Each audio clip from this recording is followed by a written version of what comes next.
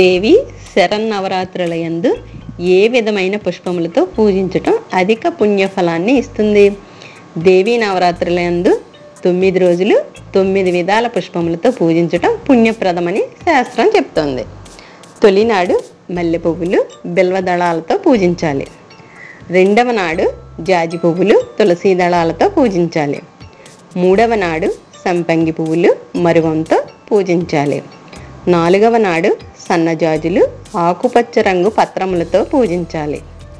ఐదవ నాడు పారిజాత పువ్వులు ములుగు మాలలతో పూజించాలి.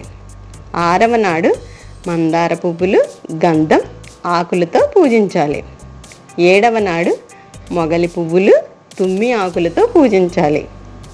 ఎనిమిదవ నాడు గులాబీ పువ్వులు పన్నీరు ఆకులతో పూజించాలి.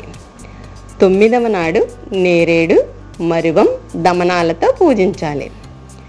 శివశక్తి స్వరూపిణి అయిన అమ్మవారిని మొగలి పువ్వులతో పూజించరాదని, వాటి స్థానంలో గులాబీ పువ్వులతో పూజించటం దేవికి ప్రీతి కలిగిస్తుందని, అలాగే ఈ పుష్పాలను విడిగా కానీ మాలగా కానీ కలిపి పూజించవచ్చని చెప్తారు. చూసారుగా ఫ్రెండ్స్, ఈ వీడియోని devotional skills, machine works, hand works, cooking recipes, useful tips, ముగ్గులు మా ప్లేలిస్ట్లో ఉన్న వీడియోస్ని వాచ్ చేయండి.